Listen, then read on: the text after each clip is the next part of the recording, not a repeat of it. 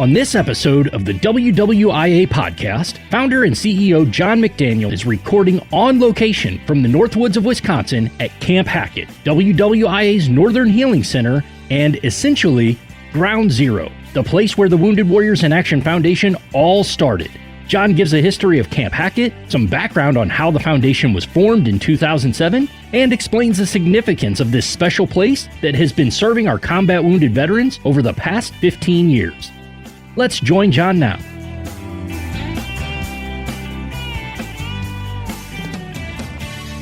Okay, my name is John McDaniel, and I am the host of the Wounded Warriors in Action WWIA Podcast.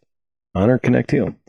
And I happen to be here in northern Wisconsin, at a little place called Camp Hackett, and that's in vicinity of the great town of Phillips.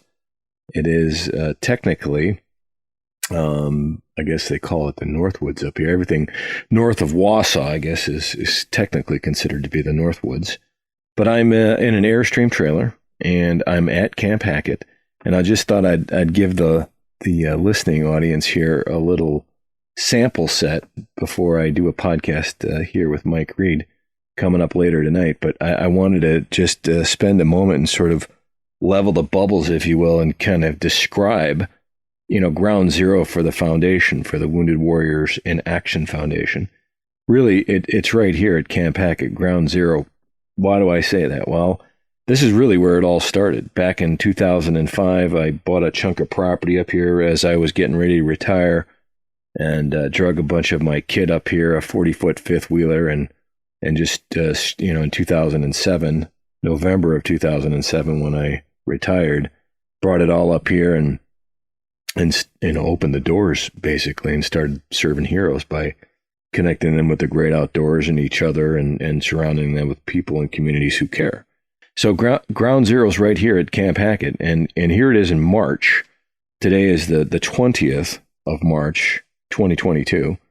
And so some 16 years ago is when I first came up here, and there was nothing. This is literally in the middle of nowhere wilderness. I mean, the terrain here is low-lying for the most part. It is thickly vegetated in some spots. Other spots, it's a low-lying marshland, if you will. But the critters, are everywhere. Every fur bearer known to man, I think, is up here. But this is a truly a sportsman's paradise. And I came up here 7 days ago and started running a trap line. It's spring trapping season, and I, for the first time in my life, drew an otter tag. So I'm pursuing otter among other fur bearers, but primarily targeting the otter, which I've never had to do, or never had the opportunity to do. First time in my life that I drew a tag. So I'm very excited about that. And it also kind of gives me a head start on the year to come up here. And we literally had to dig this place out. There was like 3 and 4 foot of snow. The snow piles are still everywhere. Here it is, in March. Things are breaking up. But thanks to Mike Reed, who we'll talk to a little bit later, he came in here with his truck, got stuck 4 or 5 times, and one of his friends, Donnie, had to come pull him out.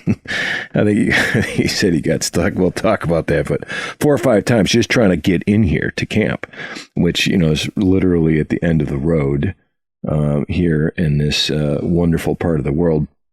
And then he had to get the tractor, and, we've got a New Holland Boomer 30 here that supports the mission set. And he had to get that out with the bucket and just move snow, tons and tons of snow. So, I've been back in here for a week, working mostly, trapping and getting everything ready for the, upcoming season. So here we are. This is it. It's a wonderful, glorious place. The weather is certainly favoring me right now. It's glorious. There's not a cloud in the sky. It's probably 45 degrees, I reckon, and no wind today, or very little wind. Just a beautiful day. The snow's melting. The tributaries and the ponds are opening up. The critters are starting to move around, and spring is certainly in the air. Although, you still have piles and piles of the white stuff, which is just wonderful. I absolutely love it up here. So, anyway, so that's what's happening here. I'm all by myself, recording this podcast and the glorious Northwoods of Wisconsin. And so just a bit about, Camp Hackett, so the original idea as I had it, when I was formulating my plan for how I was going to serve our nation's combat wounded and what was I going to do, you've heard the saying, build it and they will come. And I think churches use that saying a lot, and I think for good reason. But that was my idea. The model anyway was build it and they'll come. I was already taking guys, fishing in Tampa Bay and down in the Florida Keys. And at the same time, or right around the same time, I purchased this property and then started bringing them up here when I was retired in 2007. And so that was the idea. This was going to be the one of 4 regional healing centers, American Disabilities Act, ADA compliant healing centers, a place where our wounded veterans could come, connect with each other, connect with the outdoors, and of course, connect with communities and people who care about them. So that's where Honor, Connect, Heal comes from. That was the original idea. And what actually started happening, right around that same time, there was an article in On Wisconsin that was published about the work I was doing, I think it was. And as soon as that article hit, then the phone started ringing a little bit. People were wanting to help, saying, hey, I heard what you're doing. I'd like to get on board. I can help you. I can do this, that, or the other thing. And so, of course, I engaged everybody who engaged me and tried to figure out a way to take their talents and apply them to our mission set and, add some more light and less heat and friction to the space I was trying to carve out. So that's what I did. And lo and behold, as the years went by, more and more people started to, crawl out of the woodworks and say, offer their help. I know what you're doing. I think it's great and I want to help. And so it became sort of easy math for me to pivot the business model, because I was going to build a full-fledged American Disabilities Act compliant lodge here. And then this was going to be the first one, and that's why I bought that 40-foot behemoth Cyclone trailer, is I was going to establish this and then move that to the next one and build 4 of them, one in the Northwest, one in the middle of the country, one up here, and one down, in Florida was my idea. And so that was the original business model. And here's a newsflash. Okay, if you're a business person, you have to follow the signals of demand. I've said that before, but I'm going to say it again. And you have to listen and watch very carefully to see where those signals are.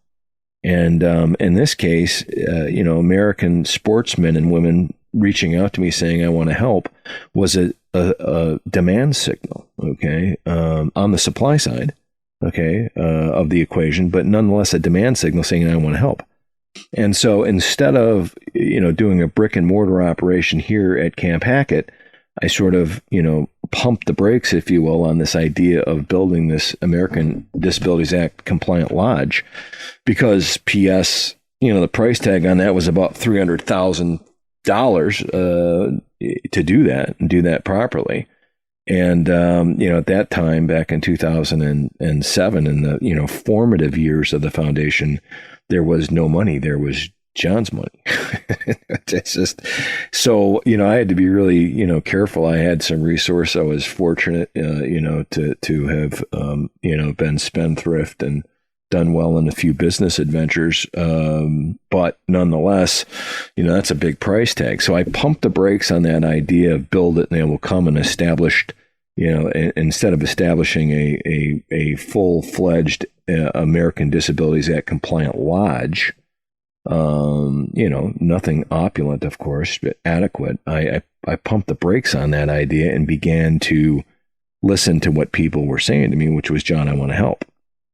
And then so it, from a throughput capacity, and we're not talking about widgets, we're talking about providing world-class outdoor sporting activities to our nation's combat wounded. That's what we're talking about. And if people are saying, I want to help you, and they're opening up their lands and their homes and access to their resources and things like this, then your throughput capacity, i.e. the number of heroes that I could serve, almost immediately began to double and triple. And so that turned out to be a really good idea. So I guess the point is, you got to have an idea that as you're groping your way down the dark hallway of business and enterprise and entrepreneurship, you have to listen to the signals of demand. And in this case, I pivoted the model a little bit and started delivering heroes to American sportsmen across the country. And here we are, 16 years downstream. And there's, close to 50 missions in 35 different states and serving, between 250 and 300 combat wounded a year, which would not be possible if we had just, built an American Disabilities Act compliant lodge right here at Camp Hackett. So that's, I guess, the point I'm trying to make. But nonetheless, Camp Hackett still remains the original mission set for the foundation, and I am the original host. So, and I take a lot of pride in that, and I think other people have modeled their missions across the country to what's happening here. And up here, what's really cool about Camp Hackett, I think it's the only place in America of all the missions that we do that you can do what we do up here. We hunt for bear, and very successfully. This is bar country up here. Big black bears up here. Lots and lots of black bears up here. So this is a very suitable habitat for them, and they're thriving up here. So we hold a bear hunt usually every early part of the fall season, September timeframe. And then right after that in October, we run 2 iterations of, it's bow hunting, for whitetail deer with archery equipment, and also hunting for rough grouse. This is the rough grouse capital of the world, Price County. This is the county that Camp Hackett is in the county of Price, and Price County happens to be the rough grouse capital of the world. And for those of you who are not familiar with the rough grouse, it happens to be an absolutely amazing game bird. And I have, it's one of the, hardest game birds, I think, to hunt, especially in thick terrain like it is here with lots of cover. They're very fast, and they're very smart.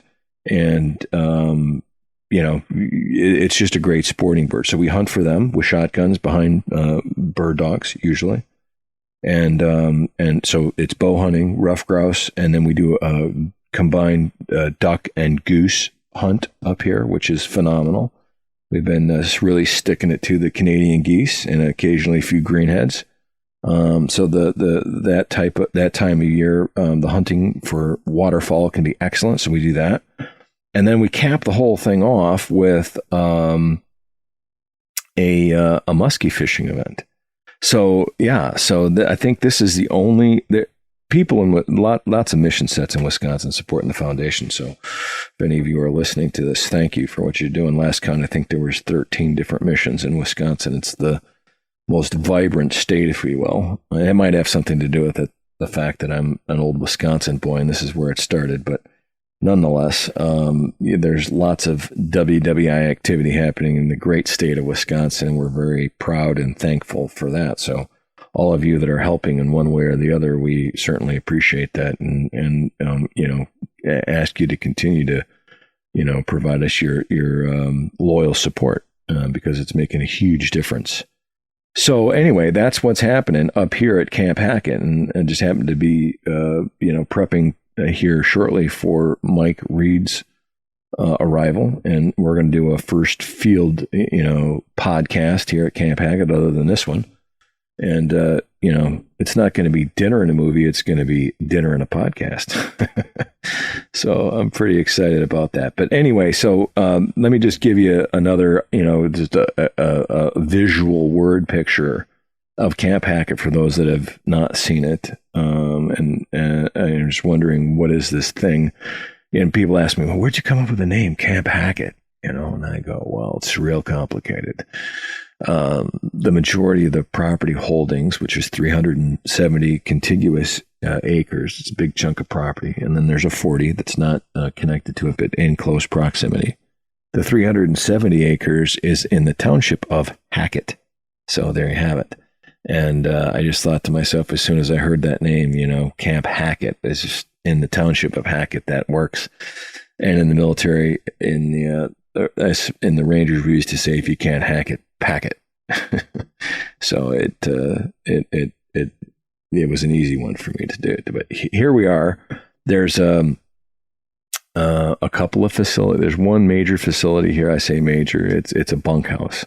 It was a glorified barn that we built that housed equipment. It was uninsulated. It had a slab, and I used to have to bring those propane heaters in there and heat it up to thaw out myself and my gear years ago. And now it's fully insulated and it's all built out. And thanks to the community and of course, the Reeves Foundation provided us a grant to help us build an American Disabilities Act compliant bathroom and shower facility in there, which Mike Reed did, with some a little bit of local support, but 8% of it was Mike doing it. It's beautiful. I picked rocks out of the Jump River here on the property. It's actually a tributary of the Jump River. It's an unnamed tributary of the Jump River, technically, but I went down there in the four-wheeler or the Argo and just picked rocks out of this,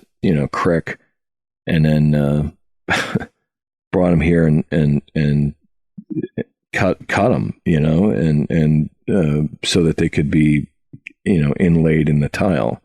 So it's a pretty impressive bathroom. I wish you could see it, but I took my first shower in there the other day, just out of respect. I hadn't used the shower, but I took a shower the other day, and standing in river rock that I pulled out of the Jump River, in the bunkhouse that used to be a barn. That was a pretty good feeling. And Mike did an amazing job. We'll talk about that when he's on. But so there's a bunkhouse there that sleeps 4, and there literally are bunks upstairs. And, a couch, a kitchen, a refrigerator, a freezer, and a little common use space. It's, the whole thing's maybe, I don't need 500 or 600 square feet. It's a long cry from the ADA compliant lodge that I originally had envisioned, but it's a rough camp. It's very homey and very nice now. It never used to be, but I just am very proud of that. And there's lots of neat things hanging in there, tributes to veterans and a few deer and other critters that we've harvested over the years are in there on display, and some tributes to people and things. And it's got a real tasteful American appeal to it, if you will, veteran American appeal, blended with sportsmen. That's kind of what we do. So anyway, it's I think it's something to be very proud of. The community here in the Northwoods of Wisconsin should be very proud. And there's a long list of names, and I know if I try to name you all, I'll screw it up by missing somebody, but so I'm not going to do that. But you know who you are. Some of these great Americans have been with us, helping the foundation up here grow and take roots for many years, and all of you know who you are, and I want to thank you personally for helping us. Those far and those wide. This is an amazing property, an amazing place, and it is a healing center. I was just coming back from my trap line this morning, and I was thinking about healing in the outdoors. I was thinking about that. I was like, wow, most medicine comes from nature.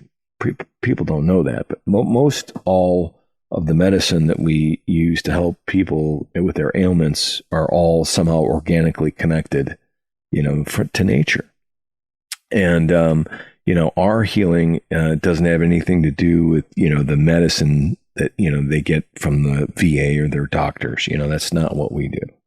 But the medicine, if you will, that they get is connected to their exposure to the outdoors, to the healing power of the great outdoors. And here, in particular, it's hard not to feel the healing power of this sacred ground. It really is. I mean, I'm coming back from my trap line. I don't have a worry in the world. When I'm out there doing my thing in the woods, I actually prefer to do it solo. I'm up here by myself for a reason. Some people can't stand to be alone. And I respect that. I mean, I'm not judging you. But me personally, I love to be out here alone, with nature. I know there's some, so you can get yourself in a pickle out here if you're not careful.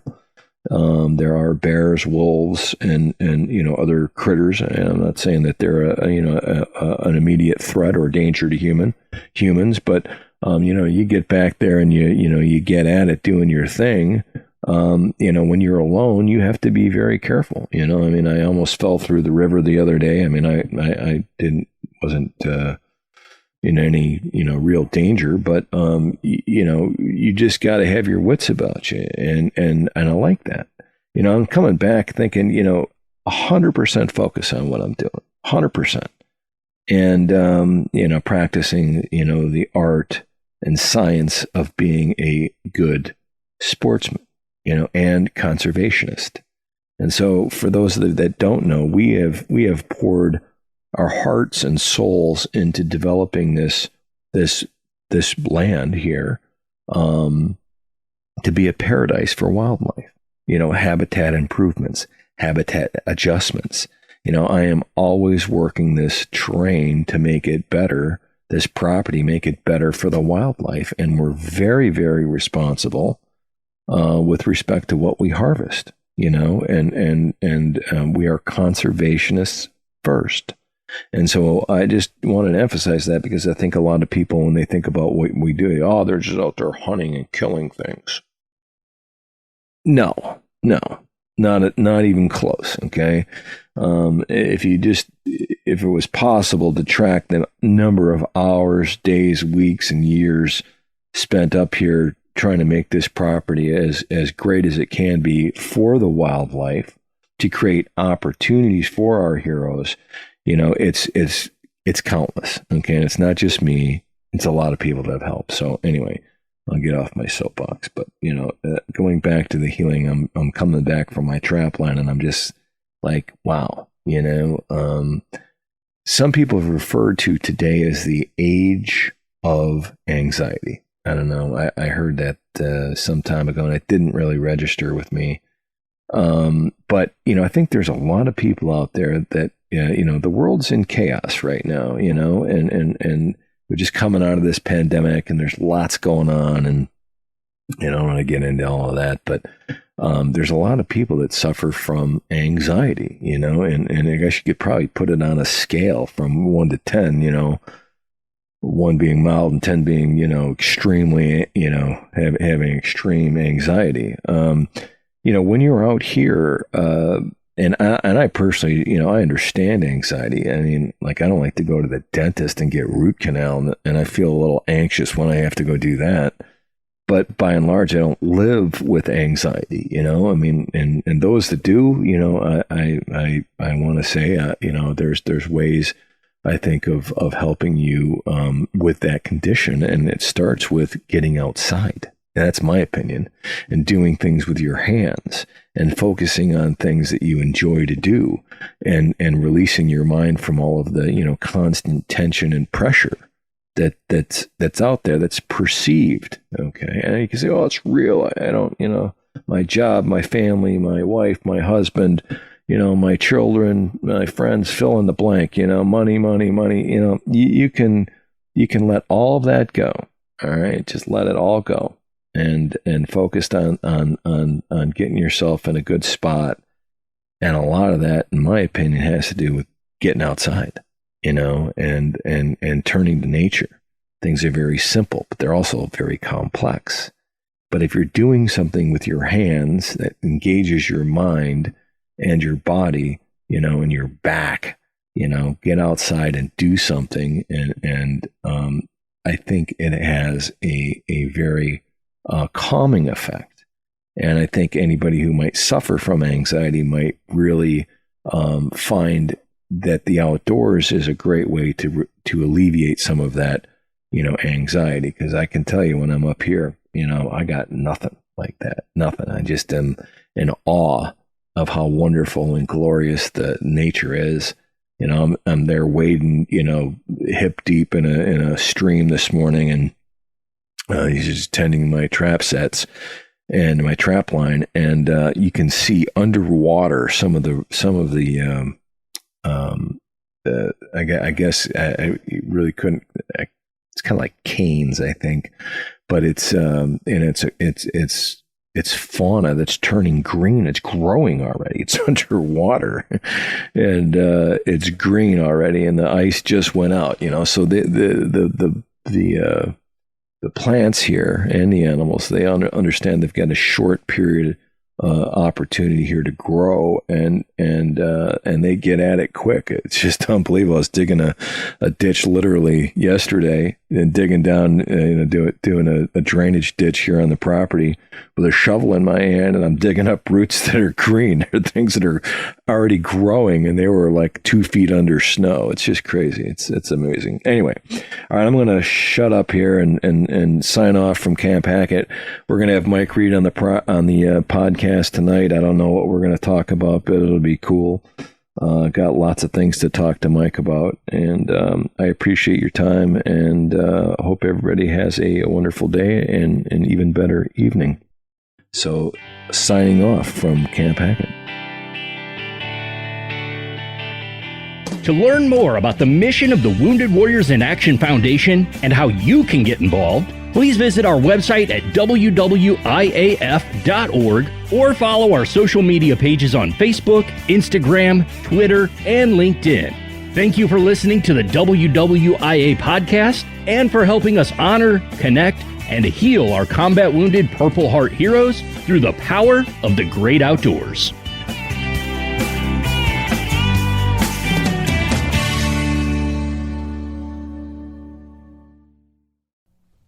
If you like what you're listening to here and would like to join our team in our mission to bring healing power and recovery to America's Purple Heart heroes, please become part of our Sponsor a Hero team by clicking on the link in the podcast notes or by going to wwiaf.org/sponsor.